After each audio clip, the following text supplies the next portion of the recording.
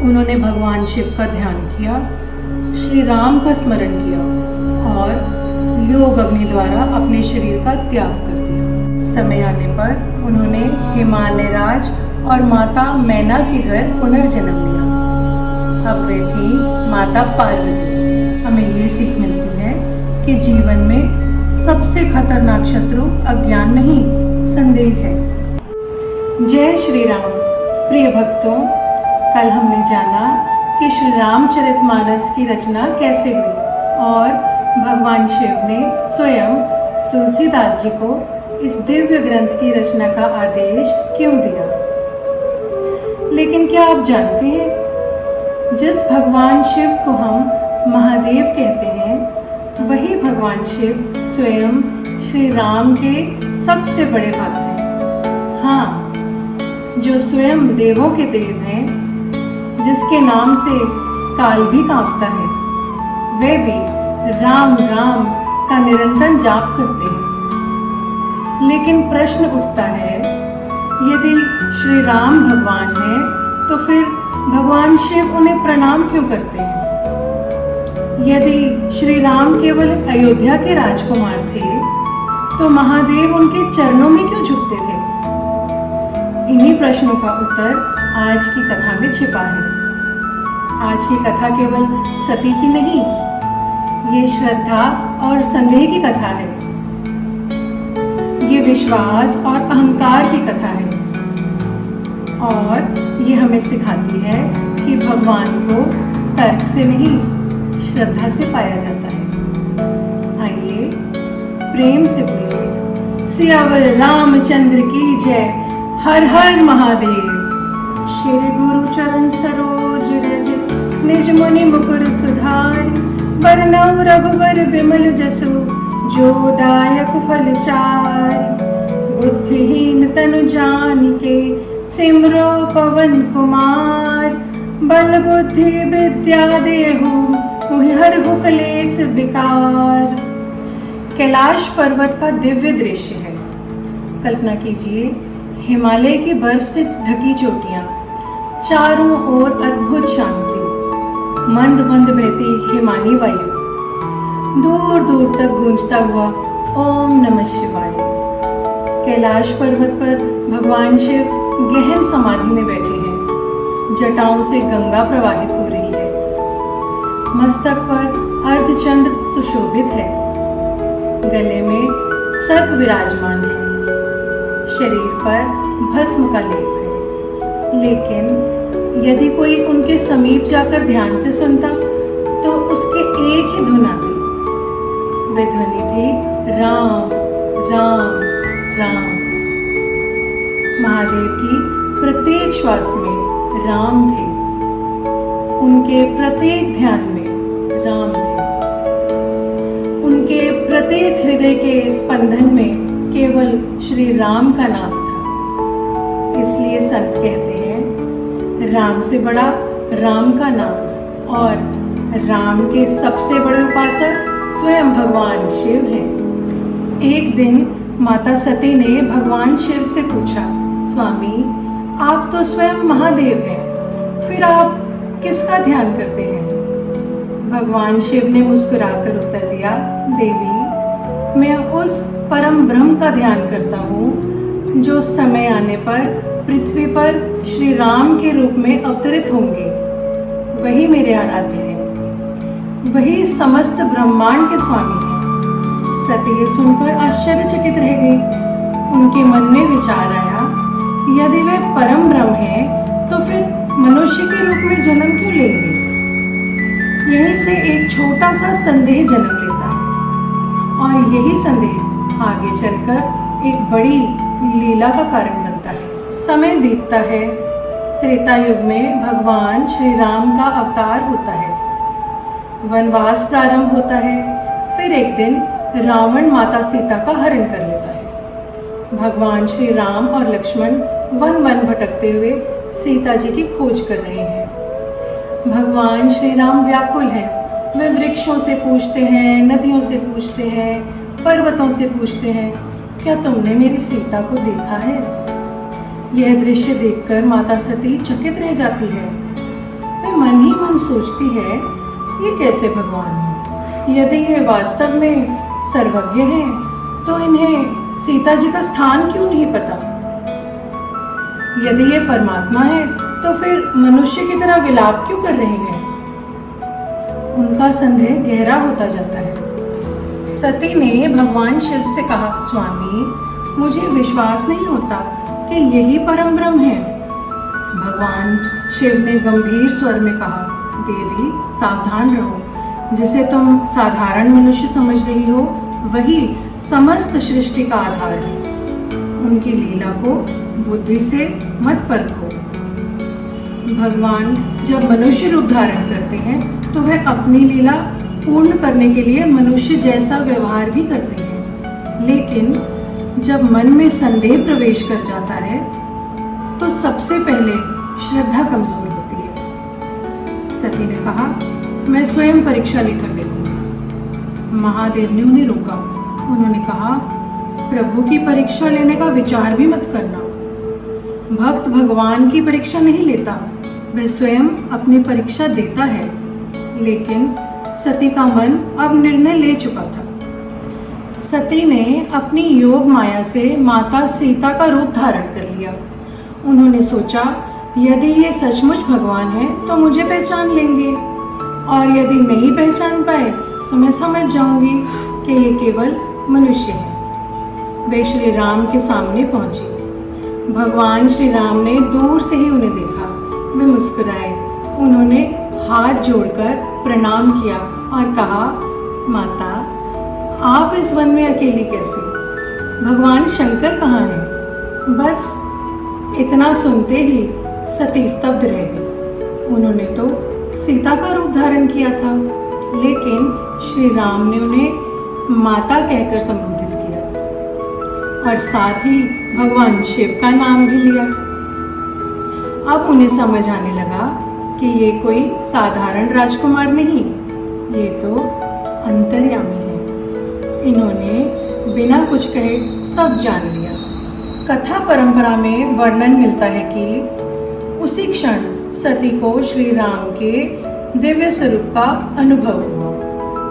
उन्हें ऐसा प्रतीत हुआ कि जहां भी वे दृष्टि डालती हैं, वहां केवल श्री राम ही श्री राम है। संपूर्ण सृष्टि, देवता, ऋषि, लोक, काल, सब कुछ उन्हीं में समाया हुआ है। उनकी आंखों में आंसू बहने लगे। वे समझ गए, मैंने अपने ही आराध्य की परीक्षा लेने का प्रयास किया है। यह मेरी सबसे बड़ी भूल थी, लेकिन अब बहुत देर हो चुकी थी। भगवान श्री राम के चरणों से विदा लेकर सती भारी मन से कैलाश की ओर चल पड़ी। हर कदम पर उनके मन में एक ही विचार था, मैंने क्या कर दिया? जिन्हें स्वयं मेरे स्वामी भगवान कहते हैं, मैंने उन्हीं की परीक्षा लेने का प्रयास किया। उनका सिर लज्जा से झुका हुआ था। वे जानती थी अब भगवान शिव के सामने सत्य छिपाना कठिन होगा। कैलाश पहुंचते ही भगवान शिव ने प्रेम से पूछा, देवी, क्या तुमने मेरे प्रभु के दर्शन किए? सती ने सिर झुका लिया। महादेव ने पुनः पूछा, क्या तुमने उनकी परीक्षा ली? क्षण भर के लिए सती मौन रही। फिर उन्होंने भय और संकोच में उत्तर दिया, नहीं स्वामी, मैंने केवल दूर से ही उनके दर्शन किए। यही सती की दूसरी भूल थी। पहली भूल थी भगवान की परीक्षा लेना, और दूसरी भूल थी अपने आराध्य और अपने पति से असत्य कहना। भगवान शिव बाहरी आंखों से नहीं, अंतर आत्मा से देखते थे। उन्होंने ध्यान लगाया। क्षण भर में पूरी घटना उनके सामने प्रकट हो गई। उन्होंने देखा, सती ने सीता का रूप धारण किया। भगवान श्री राम ने उन्हें माता कहकर संबोधित किया और सती ने लौटकर सत्य छुपा लिया। महादेव ने आंखें खोली। उनकी आंखों में क्रोध नहीं था, दुख था, बहुत गहरा दुख। शिव जी ने कुछ नहीं कहा। वे जानते थे सती का अपराध अज्ञान से हुआ है, लेकिन धर्म की मर्यादा भी आवश्यक है। उन्होंने मन ही मन संकल्प किया, जिस स्त्री ने माता सीता का रूप धारण किया है उसे मैं अब पत्नी के रूप में स्पर्श नहीं कर सकता, क्योंकि माता सीता मेरे लिए जगत जननी है। ध्यान रहे, ये प्रसंग श्रद्धा और मर्यादा का प्रतीक है। इसे सांसारिक दृष्टि से नहीं, आध्यात्मिक दृष्टि से समझना चाहिए। महादेव ने सती का अपमान नहीं किया, उन्हें दंड नहीं दिया, लेकिन उन्होंने अपने वैवाहिक संबंध से मन ही मन विरक्त रहने का संकल्प ले लिया। सती समझ गई महादेव सब जान चुके हैं। अब उनके और शिव जी के बीच पहले जैसी सहजता नहीं रही। महादेव बाहर से शांत थे, लेकिन भीतर गहन वैराग्य में स्थित हो चुके थे। सती का हृदय टूट गया। वह सोचने लगी, मैंने अपने संदेह से केवल भगवान का ही नहीं, अपने पति के विश्वास का भी अपमान किया है। यही पश्चाताप उन्हें भीतर ही भीतर जलाने लगा। कुछ समय बाद सती के पिता राजा दक्ष प्रजापति ने एक विशाल यज्ञ का आयोजन किया। सभी देवताओं, ऋषियों और राजाओं को निमंत्रण भेजा गया, लेकिन भगवान शिव को आमंत्रित नहीं किया गया। दक्ष के मन में शिव जी के प्रति अहंकार और द्वेष था। सती ने जब ये समाचार सुना तो उन्होंने भगवान शिव से कहा, स्वामी, मैं अपने पिता के यहाँ जाना चाहती हूँ। भगवान शिव ने शांत स्वर में कहा, देवी, जहाँ बुलाया न गया हो वहाँ जाना उचित नहीं होता, और जहाँ किसी के मन में सम्मान न हो वहाँ जाने से केवल दुख मिलता है। लेकिन पिता का घर, बचपन की स्मृतियाँ और मन का मोह सती को रोक न सके। उन्होंने आग्रह किया। अंततः शिव जी ने उन्हें जाने की अनुमति दे दी।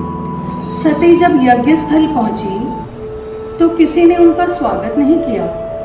उनकी बहनों ने औपचारिक बातें की, लेकिन उनके पिता दक्ष ने शिव जी के लिए कठोर और अपमानजनक शब्द कहे। सती का हृदय कांप उठा। उन्होंने देखा, यज्ञ में सभी देवताओं का भाग रखा गया है, लेकिन भगवान शिव का कोई स्थान नहीं। उन्हें समझ में आ गया, महादेव सही दे कह रहे थे। यह सम्मान नहीं, केवल अहंकार है।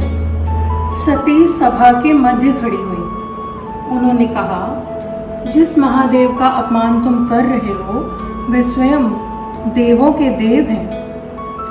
तुम उनके वास्तविक स्वरूप को नहीं जानते। मैं ऐसे शरीर का धारण नहीं रख सकती जो तुम्हारे घर में जन्मा है और जिसने आज अपने आराध्य का अपमान सुना है।